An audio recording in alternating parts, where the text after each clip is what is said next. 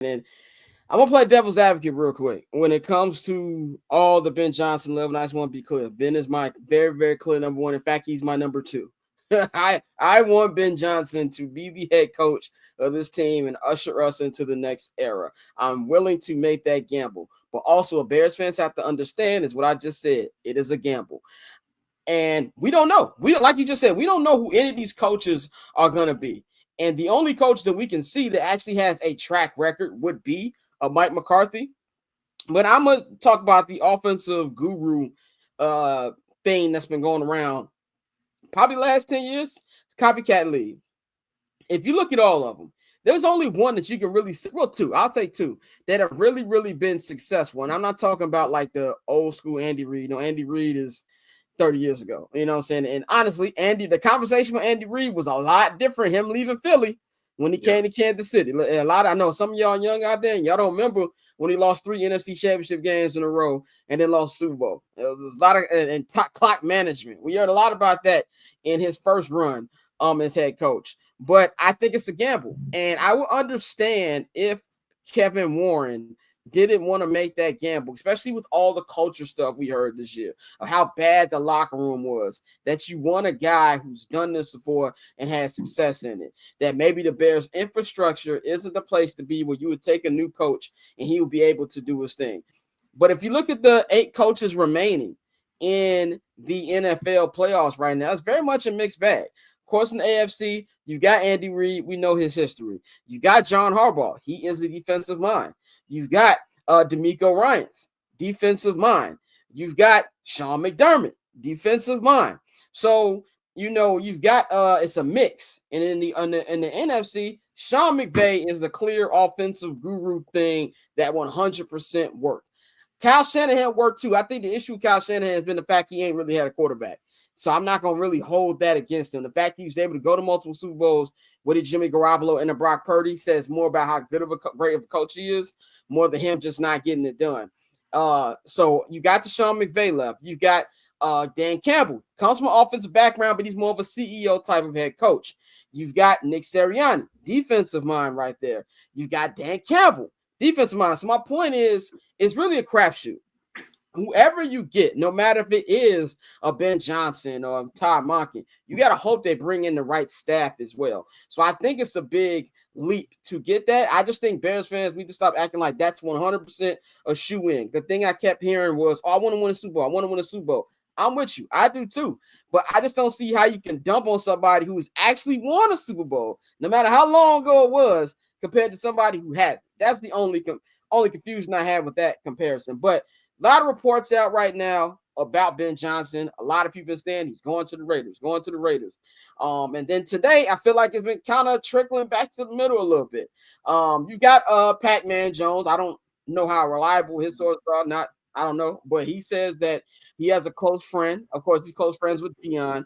And that he heard that Dion wanted to go to Vegas. But the reason he didn't go to Vegas is because that the Ben Johnson thing is pretty much set in stone, and that he's not leaving Colorado, and that Kellen Moore is going to be the next head coach of Cowboys. I don't know if that's true.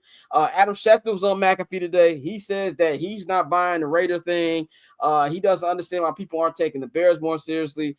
I think it was Jeremy Fowler kind of repeated what he said. You got Courtney Cronin came out, said she doesn't think that he's out of it. So it's been a lot of mixed bag. And then we have David Kaplan earlier this week said that Ben Johnson has shut down all interviews. He's not even thinking about a job until after the conclusion of the Bears season. So I'm going to go to Mikey. I want your opinion first. Me and you've had a debate about this in the group chats. I was saying that the reason why it's hard for me to believe is because I don't believe it would be a football decision. I think if he went to the Raiders, it would be because they just gave him a ridiculous contract. And I just didn't see the way to get to contention for the Raiders. So what's your take on everything you've been hearing, and what do you believe, what don't you believe? Well, I have been telling you, like I told you, I'm going to look at it from the outside looking in. You know, what is one thing that a lot of these coaches want, especially for their first-time job? They want stability. They want to know that they got their guy in place, that their guy won't snake them, that they're coming in with a clean, fresh slate. So that's why I, actually do view the Raiders as a serious contender. You have an owner with money. Obviously, he was strapped for cash, but since he's gone ahead and sold about 25% of it, to investors like, different ownership, such as, Tom Brady. And there's another group that has a bigger percentage than Tom Brady in there that has, that has liquidity and has some bread. Like, things are going to be on the up and up there. You have a brand new stadium. There's going to be pressure for that franchise to work in that stadium. There's a lot going on with this Vegas move. The same with Jacksonville. I thought Jacksonville was a realistic opportunity for somebody like Ben Johnson, as a first-time head coach, if they moved on from Trent Baalke. But, Jacksonville can't get out of their own way on that one. So I can see the allure to other spots. Like I told you in the group chat, you can sell as long you're 100% right. Money will be a factor on if somebody like Ben Johnson, who has gone to the altar with the Commanders and got cold feet and said no, who has interviewed with the Panthers and told them no. Both of those instances, he wasn't really a fan of ownership.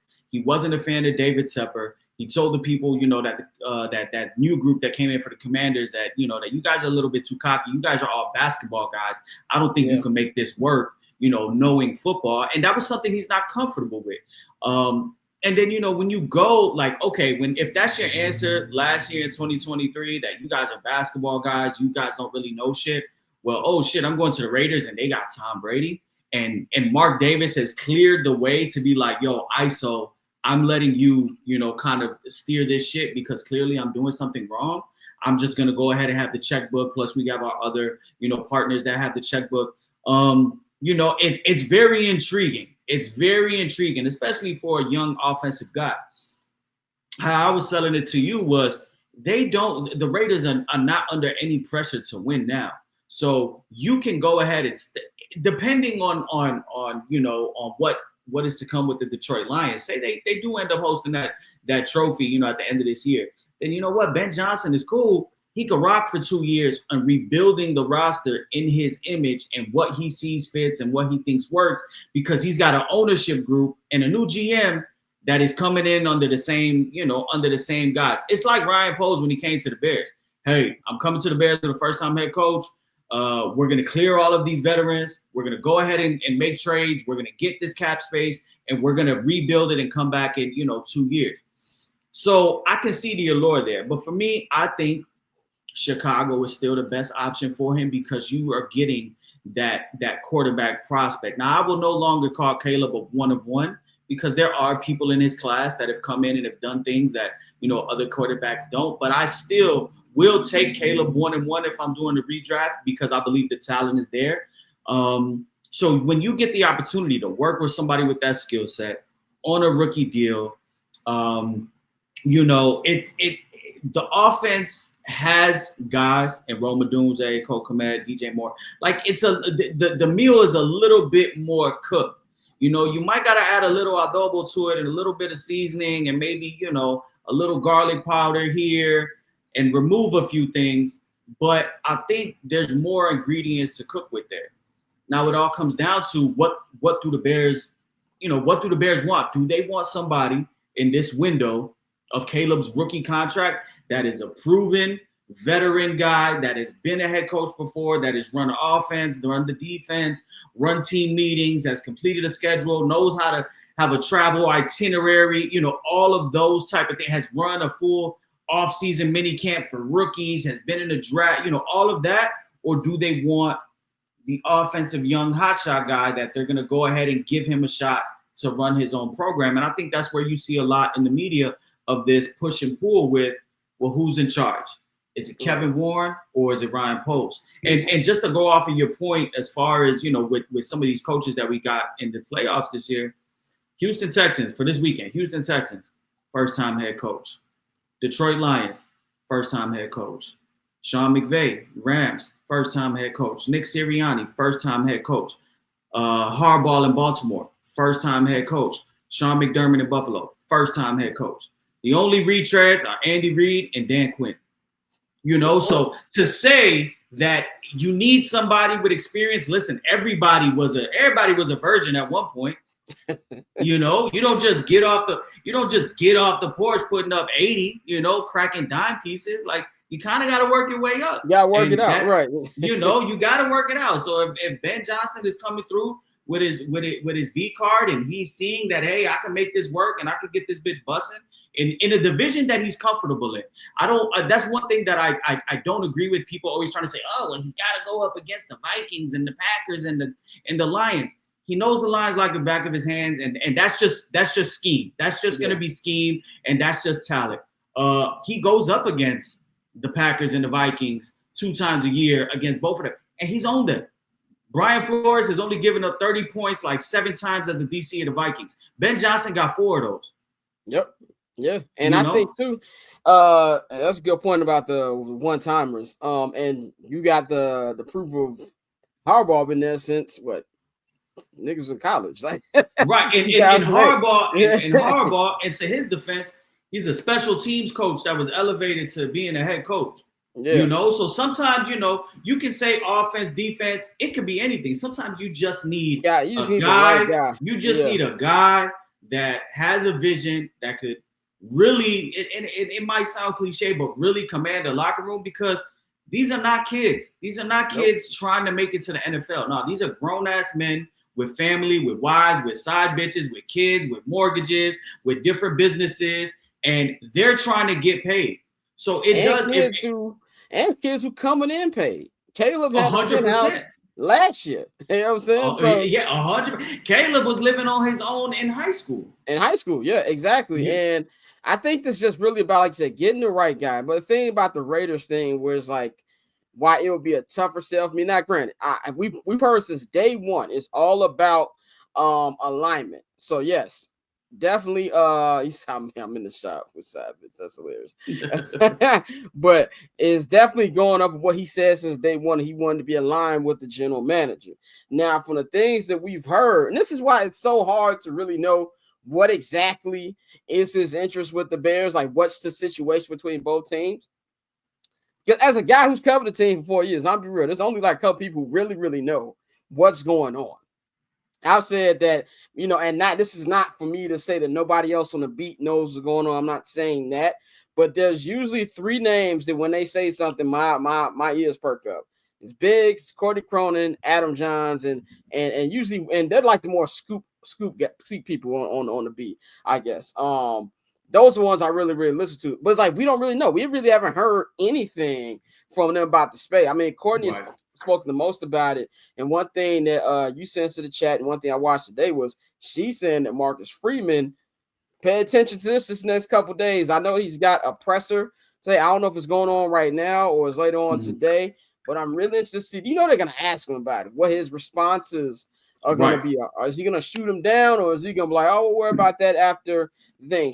One thing she said on Cap and J Hood this morning was, or yesterday, don't be surprised if he's being interviewed on Tuesday or Wednesday of next week. All right, so that's something to pay attention to. But with the Ben Johnson thing, if they're doing a long-term thing, it makes more sense. I think with the Bears, when Ryan Poles came, it was a little different because you still had Justin Fields.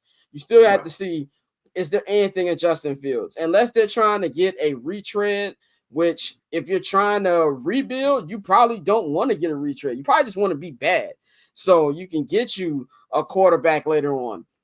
You can sell you in a little bit, but at the same time, it's like, what's the leash that he's gonna have? It's gonna be long. It's gonna be a long leash. Like, how many years do you think the leash would be? I believe his contract, he's not signing a 4-year deal to leave. So I believe any deal that Ben Johnson gets off rip is at 6 to 7 years. Realistically, that's the type of deal he's gonna get. I mean, Matt Eberflus had 5. So I think he's looking at a 6 to 7 year deal, being that he's young and being that Tom. Listen, I'm big on Tom Brady's word can only go so far. Yeah, you know, like he's not lacing them up. You know, it's not like he's out there healthy and he's gonna play, but Tom Brady will probably be the first to say he can't play, roster turnover here, you know, in agreement with what Ben Johnson sees, right? Yeah.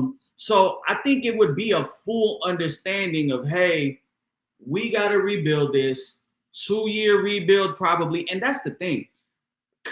don't Bears fans, don't let Ryan Poles fuck your head up and think these things take 5 years. Right. They really do not. They really do not at all. It could be 1 year. Look at the Cincinnati Bengals. As long as you hit on that guy and you got, some talent, it could happen in a heartbeat. You don't need a very long, runway. This isn't the Philadelphia Sixers and trust in the process. And I go even further. I don't really believe the term rebuild exists in the NFL. I think it's more retools. Like, it's not like a 5-6 year thing. It's only a rebuild to me. But yeah, like Alex said, the Commanders, it's only a rebuild to me if the key pieces you're moving off of are like the veteran quarterbacks, right? So the Lions underwent a rebuild. I mean, they were also terrible, but they picked the lane where we got to get rid of, Matthew Stafford, and we got to get younger. We got to get draft picks. A lot of those picks are picks that they use from the LA Rams deal in obtaining Jared Goff. And remember, Jared Goff was thrown away. Jared Goff was not sure if he was even going to be retained. They was talking that first year that they're going to draft another quarterback. Yeah, I remember, and the talk on LA Sports Radio at the time was like, this is a steal. Like, that's how people were envisioning the trade in LA. I don't know how they're envisioning Detroit, but in LA, remember there was a point, Jared Goff almost got benched in Detroit.